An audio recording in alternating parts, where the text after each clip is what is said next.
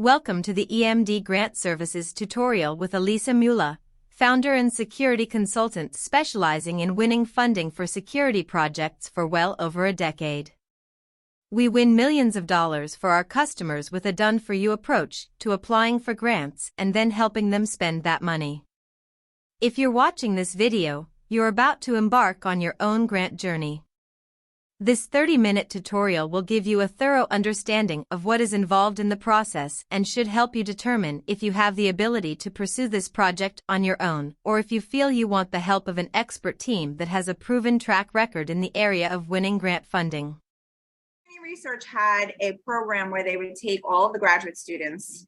A lot of them were law enforcement, military, and then just some general security consultants, and train them on how to do very specific types of assessments for customers who were applying for security grants. And as you can imagine, year after year, the funding for those grants have increased. In fact, one of the grants we're going to talk about today, which is the NSGP, the Nonprofit Security Grant Program, it's a federal grant program, that in just the last year has increased about $70 million. And with some of the other recent events that have happened, they're injecting more funding into several of these programs. So that's where I got started. Ever since I did that work for CUNY Research, I've gotten contracted year after year to help a lot of the clients that are applying.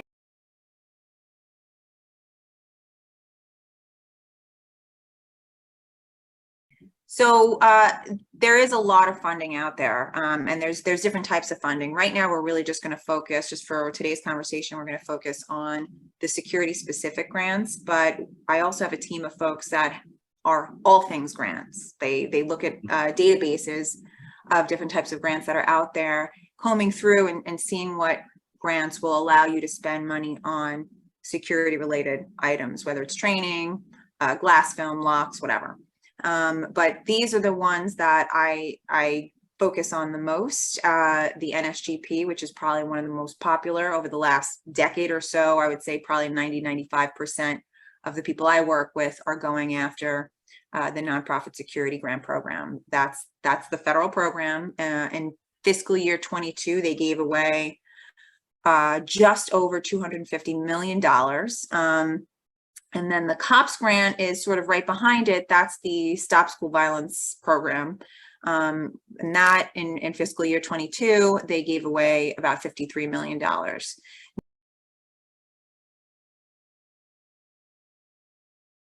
Now, the differences between the two, the COPS grant might be smaller, but the per dollar value per grant is definitely higher. So COPS gave away about $500,000 per grant award, whereas the NSGP gave up to 150.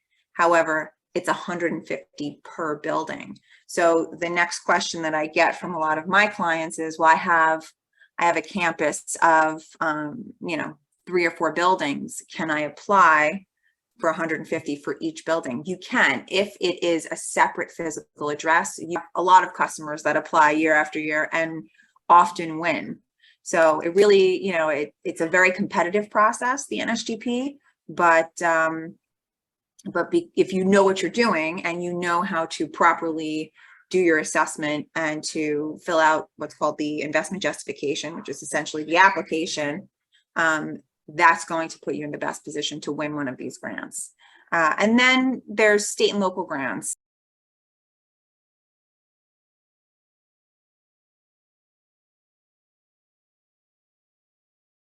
So when I speak to people about, are you applying for grants and do you know anything about grants? Often they say, well, we don't have even the funding to hire somebody to help us. And when you look at it from the full spectrum of what you have to do, it is a lot of work. But the upfront investment, again, to work with somebody like me virtually, who's been doing these assessments for more than a decade, it's a very low investment. With that one single assessment, you can win over $300,000 in funding if you're going after the NSGP, depending on how many buildings you have. You can also use that assessment for a state or local grant program and win even more money in that same year. So in a way, it's, can you afford not to do this? When I do talk to people about assessments, I try to remind them that, even if you're hiring someone else to do the assessment, if they're law enforcement, military, I've seen a lot of really good quality assessments, but to use an assessment with your application, it's up to you. You're ultimately the person responsible for your application and how you're going to spend that money. You want to make sure that the assessment that you get is mirroring the money that you're asking for. Again, this is a competitive process, so you have to, show them that you know what you're working on, you know what your needs are, and your request is in line with those needs. So I caution everybody to really review the assessments that they get, even if a professional does it. I have all of my clients look at my assessments when I do them for, on behalf of their organization, and I make sure that everything is correct. And then, the process of the application, it's a little bit of a hurdle, it's a little bit of work, but then, you're waiting for several months to find out if you actually got the grant award. And people think, well, okay, I got through the tough part, I got through the application, the rest we'll find out once we get the letter that we received the grant funding. Well, that's actually when the really hard work begins, because you have a certain amount of time, and it sounds like it's a lot of time. It's, typically, at least for the NSGP, it's roughly around 3 years. So it sounds like it's a lot of time, but the amount of people that have to put in requests for extensions to spend the money can be overwhelming, because they don't know the process. They don't know all the steps that you need to go through, all the documentation. You have to keep everything organized and keep communicating with your grant representative to make sure you get those reimbursements. So I tell people all the time, like, that's really when the hard part begins. And even the federal government recognizes that that's the tough part, and keeping all of that information organized. So they've allotted a certain amount of funding in each grant award, if you request it, for the management and administration of your grant fund. So in other words, they recognize how tough it is to work with them, and they're allowing you to spend part of those funds on somebody who's dedicated to keeping the program on track, the project on track, making sure that all of your documentation is in order, and you're getting those reimbursements and working with your representatives so that you can spend the money and not forfeit it, asking for extension after extension.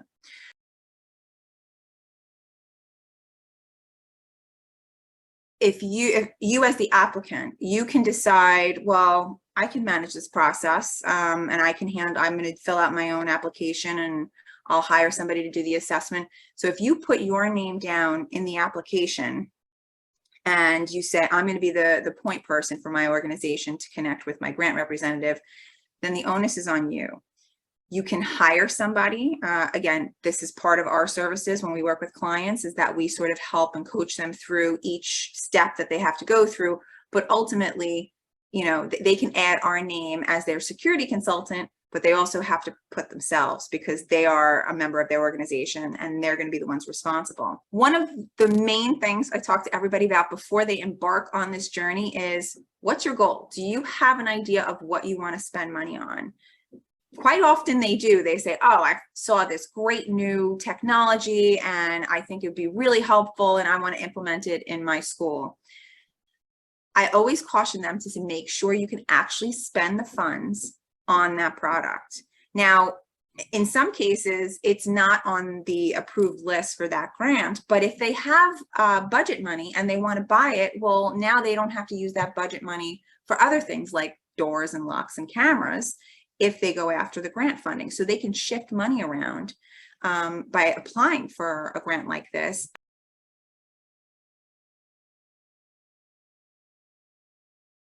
If you're applying for the NSGP grant, go on the FEMA website. There's and you can just look this up in their search bar, the authorized equipment list, or the AEL list. And that's going to break down each grant and what is allowable to purchase in each of those grants. I will also caution you to not just utilize this, this search tool. because in the last 2 years, they've added new items to the authorized equipment list that haven't yet been updated on the website. So go on, try and find your category or your code for whatever it is you want to purchase. Capture the code, there's a code number, and then email FEMA, and I can share that email address with you as well, just to make sure that the item you want to purchase is in fact allowable through this grant program. And then you can proceed accordingly. You can decide, okay, well, I'm going to go after this grant or I'm not going to.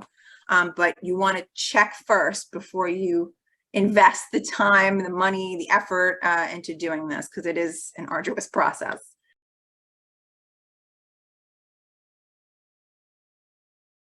Always tell everybody just start now, because by the time they open that grant window, there's so much to prepare, and you don't want to be squeezing it all into like a week to try and get your submittal in. So start collecting all this information now and start speaking to some of these folks right now. Almost every year I've worked on it, it's always been like roughly around April is the due date. But and there's a process. So the notice of funding comes out and they'll tell you how much money they're giving out and any other guidelines that they want to share. That's usually like February-ish. And then you have a period of time to start preparing, and then the window opens where you can actually submit your application. And that's the application window. Usually the deadline is in April. However, this year was a little bit delayed.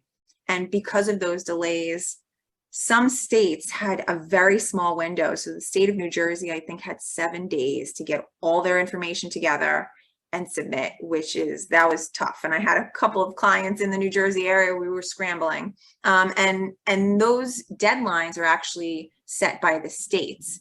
So for the NSGP, this is a federal program, it's federal money, but the money gets trickled down into the states, where the states are collecting all of the information from all the applicants, and then they push it back up for the final review process.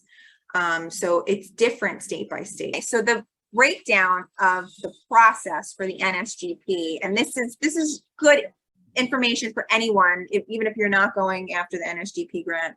But the first thing they advise you to do is to connect with your state reps, and we'll talk about that. I'll share the link to connect with your state reps as well. And then get all of your identifying numbers together. And this was a little bit tricky this year, fiscal year 22. They actually changed the numbers that you needed to include on your application, but we'll talk about that as well. And then the submaterials. So because NSGP is really competitive, they do require several documents in order to apply. Some of the state and local grants are a little bit less competitive, less stringent on what you have to produce with your application. But you want to know, depending on what grant you're going after, you want to know exactly what documents you're going to need to provide with your application. So you have to do that ahead of time. And so just to get on your state reps' radar so they can share any information with you and they know that you're going to expect an application from your organization, you can do that right now. All right.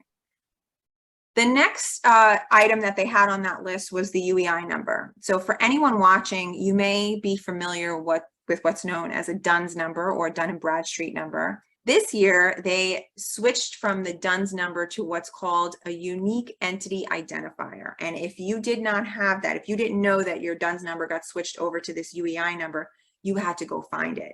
And they did give a lot of instruction on how to do that, which was essentially just go to the sam.gov website and fill in, the step-by-step to get your DUNS number. But because everyone rushed in at the last minute, I think sam.gov got overwhelmed and couldn't get those UEI numbers processed quickly because they're a little bit slow and there's a lot of back and forth. I really encourage everyone to find out what their UEI number is early. And this is for UEI is not just for the grants. It's for a lot of things. I mean, if you know how the DUNS numbers work, it's essentially going to be the same thing, I believe. I think you're going to need that UEI for a number of different things in your organization. Okay, so the prep materials or the sub-application materials. Every grant is different. For the NSGP, there are 3 documents that you need. You have to have in order to apply.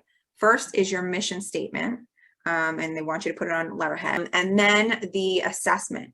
And again, I can't stress this enough, Make sure you review your assessment. Don't just accept the assessment from your security person or whoever is doing it for you. You really need to review it, make sure it's accurate, and make sure it reflects what you're asking for in your grant. And then the last thing is the investment justification. The investment justification is essentially the application. They're asking you about your organization, what you're going to use the money for, how much you're asking for, and how it's going to impact your organization. So again, the questions in the investment justification really have to be backed up by the assessment. I cannot stress that enough. If you've done that work properly and you reviewed both and both of them sort of mirror each other, you're putting yourself in the best position to win a grant award. And that's sort of how we started this process back when I was at CUNY. And that's why we were so successful with helping people. In the investment justification, they're asking questions about the symbolic value of your organization or your facility. Does it have any kind of national or historic value as an institution? Or if you're associated with a religious organization, what are the values of that, of your belief system, and what does that mean to the community? So a lot of mission statements will really accurately reflect that. And if you have a fairly robust mission statement that reflects those values or the historic value of your institution or whatever it is, that's going to, again, sort of position you to be a really solid candidate for one of these grants. So when I see a mission statement on letterhead that's like 2 sentences long and does not address the value of your organization to the larger community or anything like that, I do advise people you might want to just add a little bit of detail here, because through the whole process, the mission statement, the investment justification, the assessment, you are building your case for why they should be giving you this money, that you might be a higher target for terrorist activity because of our religious beliefs or because of the community that we serve. And the mission statement lends to that. So, I'm not telling anyone to embellish ever or flat out lie, but you want to paint the picture of why your organization is important to the community, why they might, attract negative activity. In the investment justification, they break it down into several points, right? So I'm just going to move forward slides. These are the 7 sections of the investment justification, or at least the one that they use for fiscal year 22. Now, they've been using pretty much the same sort of format of questioning for the last, I would say, decade. And they've tweaked it a little bit in the last year. They actually have a new form, which I think everyone was sort of on pins and needles waiting to find out, because we were all trying to prepare and get our answers ready for when the grant window opened. But they, of course, didn't release the new investment justification document until the grant window opened. So, but it's fairly similar to, in terms of the questioning, to what they had previously. And even if you look at the COPS grant versus the NSGP versus some of the state and local grants, a lot of the questions, they're really honing in on the security related issues. So they're not all that much different. So in the first section, they will ask you about your organization and the physical address of the building that you are going to use these funds for. So if you have a building and it's the same address, or the buildings are connected in some way, you definitely want to speak to your state agency to confirm if you can submit 2 different applications or it has to be under one. But it's typically per physical address. So that's what they're going to ask you in that first part. And then they're also going to ask you to elaborate on your mission statement. So now you have a little bit of extra room here to speak to the mission statement, because they ask for a mission statement summary. So you can add your mission statement, but if there's extra room, you can, of course, add a little bit more detail to that. In each of the questions on the IJ, this is something that often catches people by surprise, there is a character limit for each one of the questions. So when we start preparing to answer the IJ and we know what they're already going to ask, we start building our answers. Again, we want to make sure the IJ is reflective of what we're including in the assessment. So we start building out those answers. we have to make sure that it's going to fit within the character limit that they provide for us. I'm not even going to bother telling you what those character limits are now, because we want to make sure that it's going to be the same thing in fiscal year 23. But so you're answering these questions as well as you possibly can within the guidelines that they give you. So that's that first part of the investment justification. The background section for the IJ is where, again, they're going to ask you, what is the symbolic value of your organization, of your institution, of the building? So you have a little bit more room to elaborate on that. And that's, again, just building your case as to why you might be more of a target for terrorist activity, or why it would really impact the community if there was some sort of attack on your facility. Mm-hmm. Under the risk section, which is section 3, now we're really starting to dig into the security related issues. They're going to ask you about threat and vulnerability, which, again, this is the area that your threat assessment really has to line up accurately. If your threat assessment is talking all about doors and windows, and you're answering questions in the IJ about cameras and training, it might be a little bit difficult for them to approve you for this grant. The other item that they ask in the risk section is about consequences. So they want you to paint a picture that if you don't get this funding and you don't make these adjustments to your facility, how could this impact your community, your students, the larger community that you're serving? So again, you're just building that case why you really need the funding. So when we're answering the IJ, they're asking questions such as, describe the purpose, project, and activities that will harden or make your building more safe and secure, and how that is addressing some of the vulnerabilities in your assessment. So they're really sort of putting you on the spot to look back at your assessment and make sure that you know what you're asking for, what you need to do to help yourself here. And this, they allow you to, they give you the most amount of room to sort of answer this question. And you can break it up. If you're asking for 5 different categories, cameras, windows, glass film, training, maybe you're asking for, the management administration, you have all of these categories that you can now describe and explain how everything that you've asked for is going to help you reach that end goal of really hardening your facility.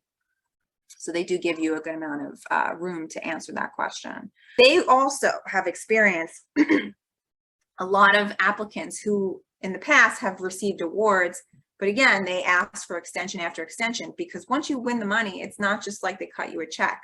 There are some grants that will match your budget, and it's a little bit of a different process, but for the NSGP, they want to know exactly what you're spending money on. They're not just going to cut you a check. You have to actually produce the proposals and show them, what products you're installing, answer any questions that they might have. And sometimes they will actually come and visit and audit. I don't have any clients. I think one client that said they received a visit, but so I don't know that they do that very often, but you have to make sure that if you say you're spending money on locks, you're actually installing locks in your facility. You're not using it for something else. So they want to know, how are you setting these milestones? If you're going to be installing locks and cameras, when are you going to start collecting bids? When are you going to start, evaluating different products? When is your project going to kick off in terms of the construction? And then are you able to meet the milestones that we're setting forth in our guidelines? If you can't spend all this money in the 3 years that we're giving you, you have to explain why. We don't want you to come back to us and ask for an extension because you're not organized. You don't have somebody dedicated to spending this grant, right? So those are the milestones. And then, of course, on the project management side, this is where you're going to name someone in your organization that's the point of contact for the grant representative to reach out to make sure that they are in fact doing everything they need to do. A lot of people don't realize that when you get the grant award, before you do anything else, you have to publish an ad in the paper announcing your grant award, that you're going to be looking for bids, the type of project, the type of installation that you're going to be doing. That sometimes catches people off guard, but it's a fairly simple, item to complete. And then once that's done, then you can start the process of speaking to the different integrators, looking at the different projects or products out there and evaluating what you're going to install. But that person who's managing that process from your organization has to be named in the investment justification.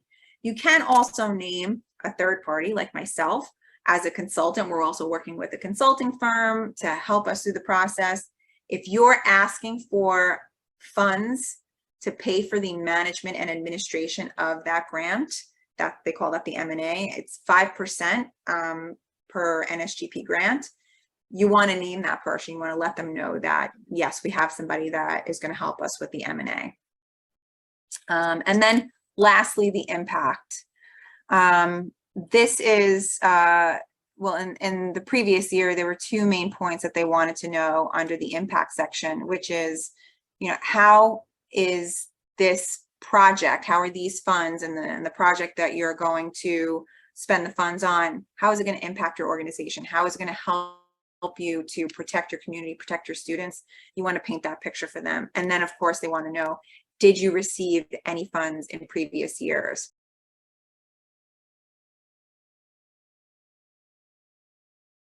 Again, put an administrator's name on there where they don't have a clue what they're doing. They're so overloaded as it is. And that's the last thing on their list, because it's not burning and urgent for them to pay attention to. You have this 3-year window and they keep pushing it off, and then it starts to pile up and now you have to ask for an extension. So make sure that person is going to be focused, has the ability and the tools and the resources to actually focus on this project. Otherwise, you're going to find yourself asking for an extension. But also equally, if you're getting someone, a third party, if they're not dedicated to your project, same thing. There's really no skin in the game for them, especially if you're paying them and you're paying them up front. They kind of don't care. It's not their facility. Even on the grant writing side, and if anyone has attended the FEMA website or the FEMA webinars, they will tell you that one of the main reasons why they reject applications is because they see a lot of copy and paste. And those tend to come from grant writers who, again, they get paid to help the institution apply for the grant, but there's no skin in the game for them. So they have an abundance of applications they have to get through, and they do a lot of copy and pasting. And then the applicant doesn't know to check themselves and make sure that everything is accurate, and they just allow them to submit. Well, ultimately, you're paying that person. It's still up to you. It's still your responsibility to make sure all the information is accurate. And I am the first person to ask my clients, please check my work. Please double check. You know your facility better than I do. You live in it all day long. Check everything that I've written in here for you. Make sure it's accurate. Those consulting services is something that a lot of people don't know. And it's not the case for every single grant, but for the NSGP, they will pay for those consulting services, that M&A money. So for this past year, fiscal year 22, they allotted up to $7,500, which is 5% of the grant, for a dedicated person to manage the grant spend, because they recognize it's a lot of work. It's a lot of documentation. It's a lot of back and forth with your grant rep. It's collecting all of the bids and communicating with the bidders, answering their questions, speaking to the manufacturers, making sure that what you're purchasing is in fact allowable under the grant. Because if you sign that purchase order and you spent the money and then the grant rep says, oh, we're not paying for that, it's on you now. So you want to make sure that you have somebody dedicated and the resources to work through this whole process. The great thing is, and I try to leave some encouraging words at the end of this, because, I do want to make sure everyone understands it's a very long, hard, arduous process. But at the end of the day, once you've done 1 or 2 of these grants, especially if you're only working with your facility, it definitely becomes easier. You start to learn the ropes. You can use a lot of information that you had from previous years to sort of rinse and repeat for the next year's application. The NSGP will allow you to use the same assessment 2 years in a row, but you do have to update it if anything in the facility has changed. So if you've asked for funds in fiscal year 21 for cameras, and now you've installed new cameras, well, when you resubmit, you have to make the adjustment in your assessment to say we've added 10 new cameras. And now we're asking for money for locks. So you want to make sure it's accurate every single year, but you can reuse a lot of the information over and over, and it starts to get easier. And again, I have clients that apply every single year and they win a lot of money. So again, if you have somebody really dedicated to that management and administration process, it becomes easy really, really fast, because they're going to be organized. They're going to keep everything documented, everything in a central file, so that when you have to refer back to it, and that's how we do it anyway. We try to be as organized as we can.